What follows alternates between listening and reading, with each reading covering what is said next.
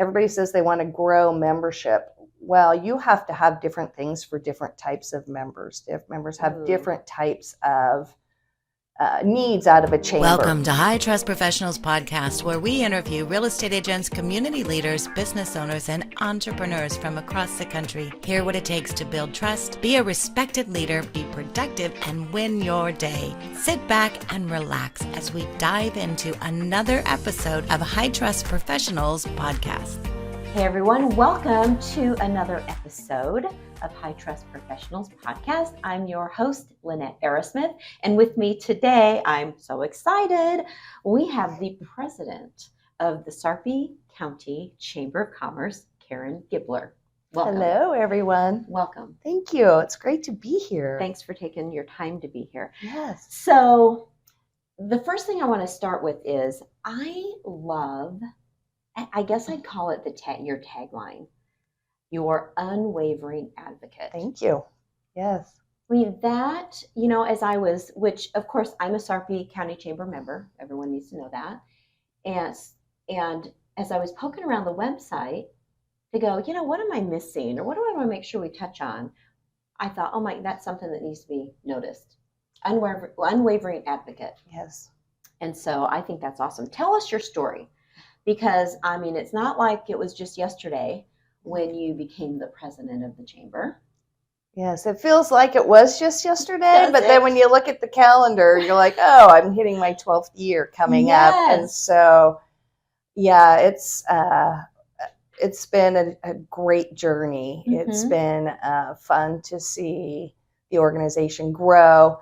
I kind of fell into the role. I had gotten married and we had 5 children, and so I decided to stay home for 4 years, and my predecessor had asked me to come to work for her, and I said, I'm kind of liking this not working thing, right? Okay, wait a minute. Having 5 children at home is not working. Well, at this point they were all kind of in school. Okay, and so that's very true. And we used to go walking every morning together. And so finally, after about 9 months, she talked me into starting part-time.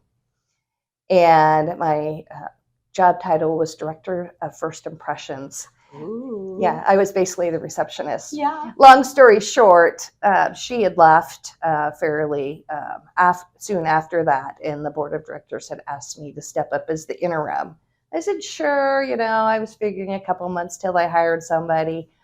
And they really encouraged me for 4 months to consider taking the position. And I prayed on it, and I said yes. And that was, like you said, almost 12 years ago. Yeah, it's been a long time. When you think of it that way, but, we keep so busy, time really flies by. So it's been a wonderful journey. Oh, yeah. And we're going to talk about that journey. Because 12 years, yes, it goes by in the blink of an eye, but the change that comes with that time is big.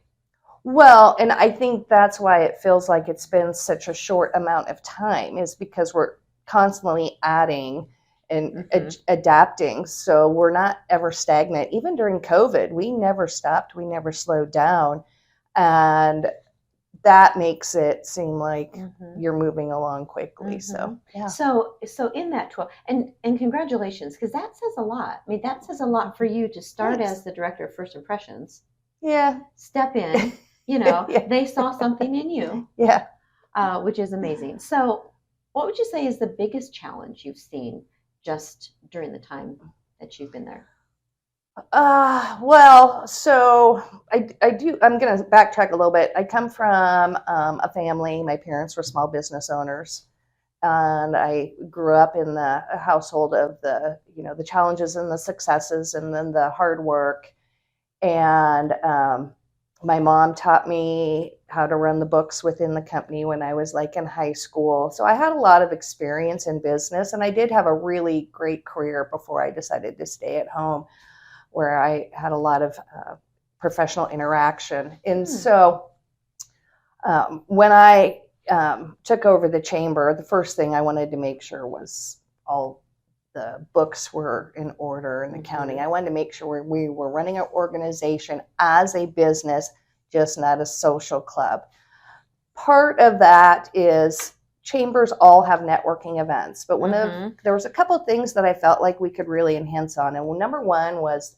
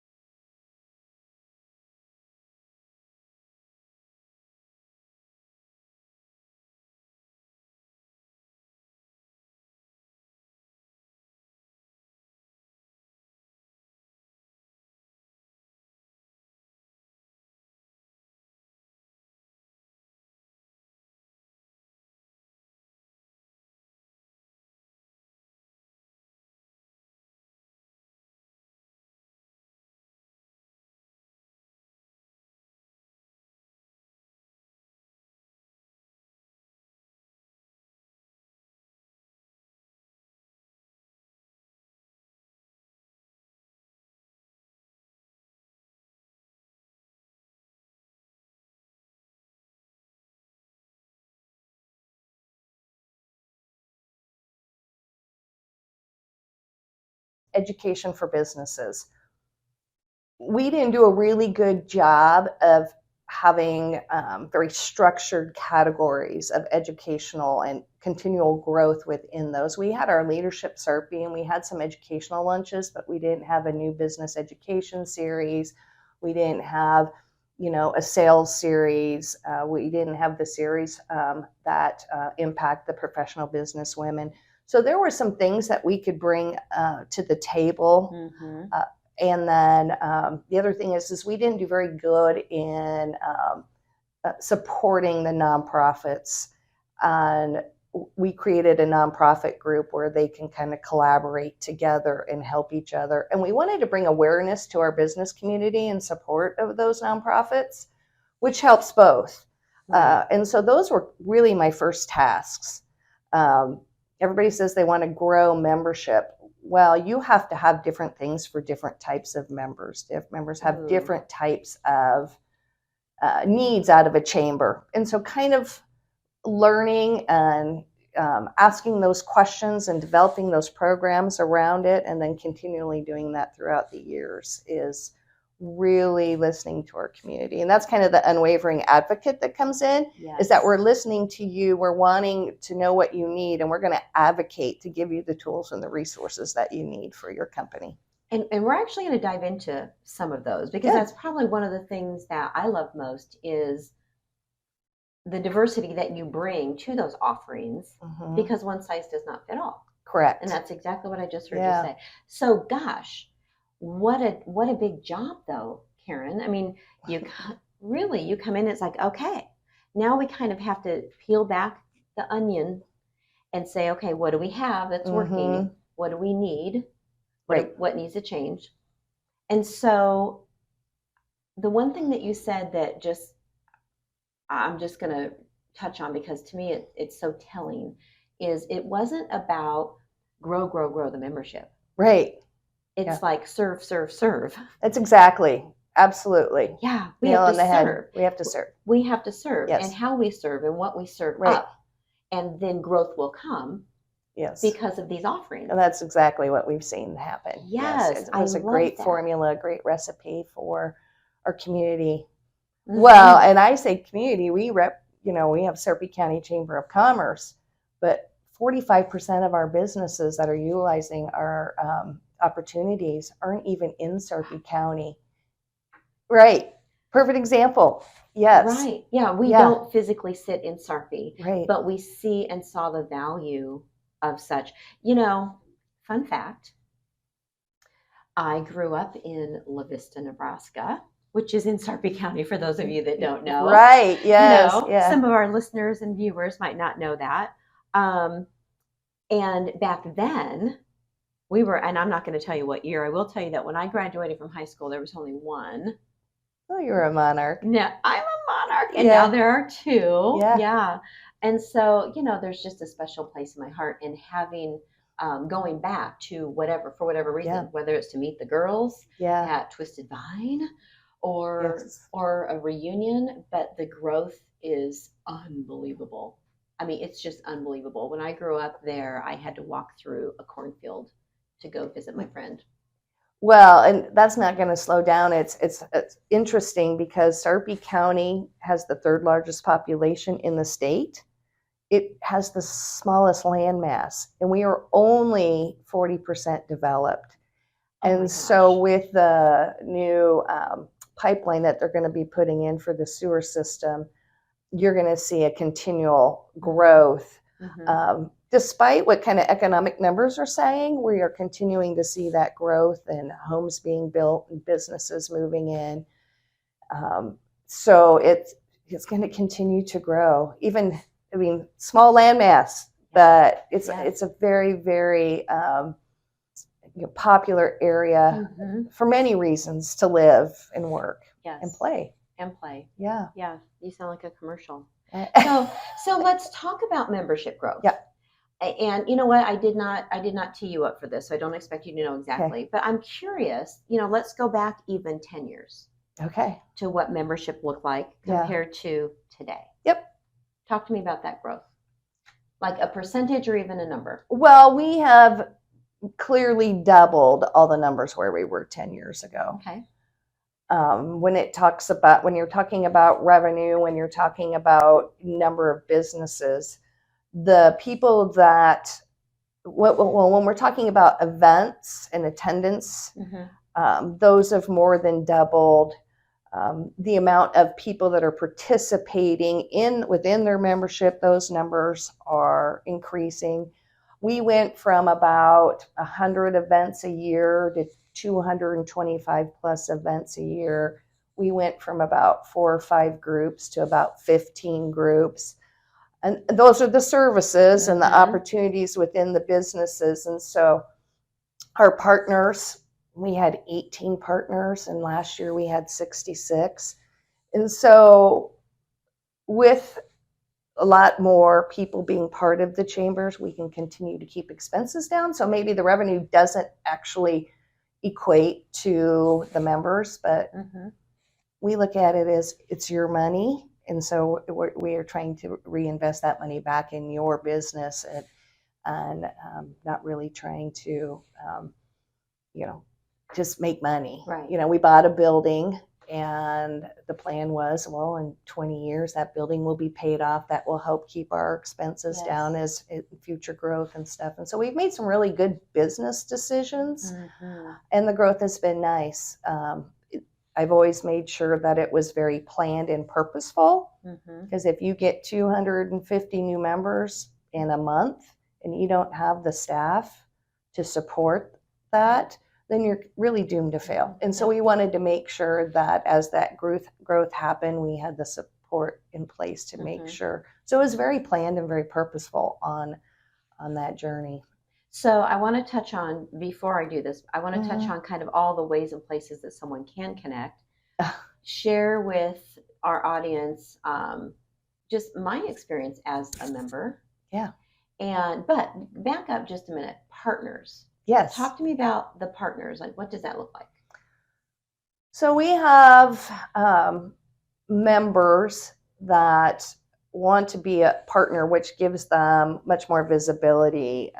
There's different tiers, and you can buy, each tier would have different marketing and different tickets to events and your membership included. And based on what your budget is and the exposure that you want, will kind of determine what partnership level you want. And so, for example, we have visionary partners, and they get, tickets to every single major event and sponsorship levels, and they get a lot of marketing. That's all included on it. And it's discounted, 35% if they were to buy it a la carte. Correct. Yeah. So, and I'm guessing some of it's magazines, some of it's the website. That's where I see the partners. Yes. Okay. Yes. And then and even like, signage within our building and signage outside our building. And there's a whole menu of marketing opportunities. And with the 215 events, there's a lot of opportunity for them to get additional. Yeah. Okay. I love that. I just want to make sure we touched on that. So, I mean, this is like, I don't know, alphabet soup. I mean, there's just so many things. So, for example, just like in most organizations, you've got coffee and connections, and you've got business after hours and ribbon cuttings. I mean, those are kind of like the staples and the standards, right? Correct. I love, and you talked about it early on, how do you bring value? What do you do that's different where I might be able to plug into something that I wouldn't be able to experience anywhere else? Because let's be honest, there are so many people that belong to other chambers and or a group like a BNI or a Center Sphere or whatever you want to call it, right? So I love how you're so specific, and I'm going to just name a few. You've got your BUYS, B-U-Y-S program, Beef Up Your Sales. You've got your ambassador group. Oh, by the way, that ambassador group, I'm looking at the camera for those that are that are just listening. They're amazing. Yeah. I mean, all of a sudden the front bell's ringing. Yeah. And here comes someone from the Sarpy Chamber to say, "We appreciate you." Wow. Did you get cookies? Do you remember? Yes. Okay. We got cookies. Yeah. And even since that time, your membership, your team has reached out and said, "You know what, Lynette, it's been a while since we sat down and visited." And we had to sit down and we visit. So great. I love that. So ambassador group, you've got your executive dialogue. Yes. It's a best kept secret. I'm really. Yeah. So talk about that a little bit, because I think there's when you're a leader, it's so hard, because you can't be the Lone Ranger. How do you surround yourself with other people that are leaders? They don't even have to be in your industry, or they could be, who cares? But just tell me about that. You really kind of gave a great segue into that group. An executive dialogue group is a group of business leaders. Ours are very industry specific because, I guess I'm going to backtrack here. So they meet once a month. Mm-hmm. You have to be a key decision maker, an owner, or, so if you want to come in and you say, oh, I want to add a new product line, but you're a business owner, you don't have a board of directors like I do. So when I come up with a brainstorm idea, or I'm thinking about growing the chamber in a particular vein, I have them to bounce the ideas off. But like you said, when you're kind of a lone leader in your organization, you don't have that collaborative conversations. These people get together. They have a CPA, a commercial banker, an attorney. We have kind of those key seats are filled, which we are constantly adding new groups. We have a couple of them. I think we're opening up our third one. And so we'll continue to look for those key roles. And then the business owners come in. It's a complete closed door. And you could come in and you can talk about your growth. You can ask questions about, oh, I'm thinking about buying a building instead of renting a building, or you could have an HR concern. Yes. Or that's where my mind went. Yeah. And so nothing leaves that. Mm-hmm. And so these people are all advocates for your business. Now, it's not a platform for selling, but I can't deny the fact that business will happen between those people. So of course it does. Yeah. You have that trust factor. Yeah. It's a great peer group opportunity. Most of those type of groups actually cost about $300 a month, and we charge like $85 a year. Mm-hmm. And so and they appoint a leader for each one of the groups. And so we have, the chamber actually has 190 volunteers to help us kind of streamline what the staff themselves carry. So a great investment for sure. Yeah. You already touched on the nonprofit collaboration, government affairs. You've got your modern professionals, which is great. I love those groups because they are robust and it's not industry specific. You can have three people in any industry. Who cares? Right. You're working together. Great energy. But they volunteer. Yep. There's tips. How about? I have also attended, which was very fun, at Soaring Wings. Oh, the women's group. The women's group. Yeah. We optimize, mentor, elevate, and network. Yes. WOMEN. Yes. Which is so fun. So my point is, for those that are listening, viewing, there's so many ways and places to plug in. And it could be that you just want to swing by and have a cup of coffee. You could grab a little adult bevy. You could have girl time. You can have leadership time. Yeah. It's endless. And then let's not forget the leadership Sarpy program. I want you to touch on that a little bit. It's quite a golden child for leadership training. We have several businesses that send 1 to 2 applicants in to apply for it. It's a 9-month course. Mm-hmm. It's 1 day a month.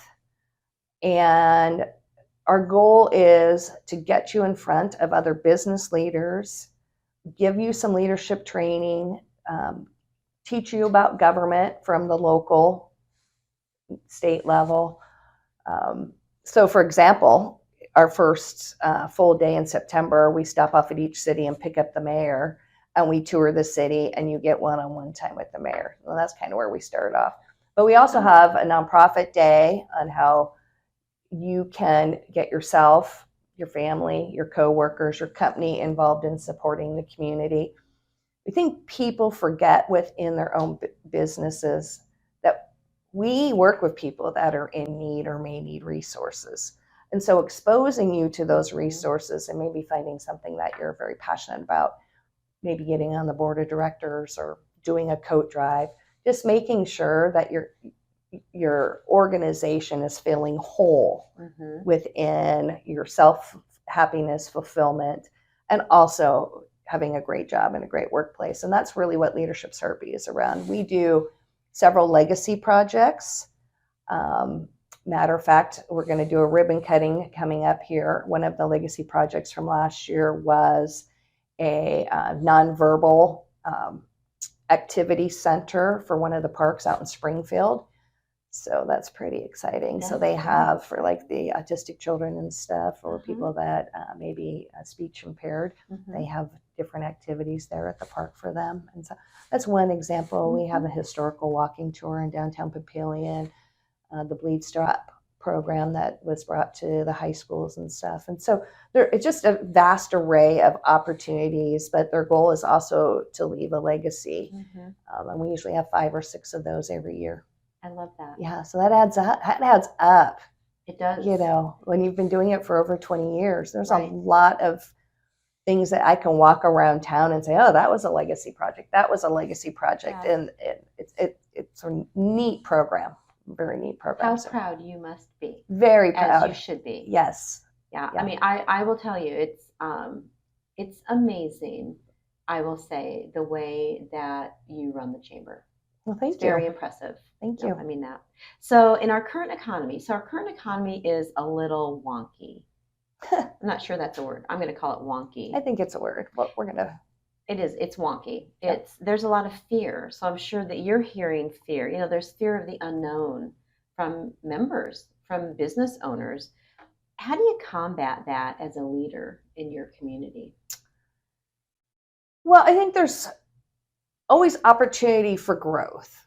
And so good business leaders are kind of monitoring and constantly pivoting. And I'll give you a perfect example of an activity that the chamber did during COVID. Almost all the chambers across the state closed down. And we were having all these Zoom meetings, and we were on phone calls every day, Zoom meetings every day with the community leaders, schools open, not open, or different mandates and stuff. And so we were sharing that information and the health department was a big part of it. But where did the chamber fit in, which goes for any business? Where do we go when the businesses can only do takeout and stuff? And how can we all pivot? And so the chamber pivoted we did a food drive. So we would pick a neighborhood in Sarpy County, and we would blast that neighborhood with social media and say, hey, we're going to pick up food, because we knew all these people were getting laid off. The food pantry was having challenges. Our conference room was filled every single week with food that we delivered to 5 food pantries. Oh my gosh. After a month, 3 of them said, don't bring us any more food. You guys bring us so much stuff. And one of the food pantries said that in 1 month, you brought us more food than we've received in a year. And so we shifted. But then in addition to that, some of our major corporations are like, the federal government gave a lot of businesses, this is before the PPPs came out and stuff, gave people a lot of rental assistance and utility assistance. But nobody was really coming up with anything for the businesses. So we raised almost $300,000, and we were able to give out grants 2 times.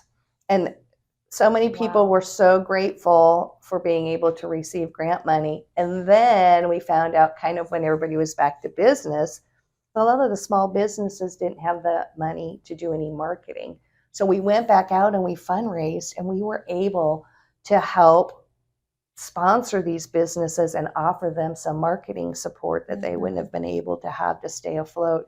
And so I think we're continually seeing an employee shortage, but people still are getting work, but we're also need to be very cautious on not adding too much work because you don't have the employees to do it. And you also need to make sure that you're being very fiscally responsible with major purchases and expenses. And people are tightening their bootstraps a little bit. We're seeing some of the donations for the nonprofits are maybe struggling a little bit.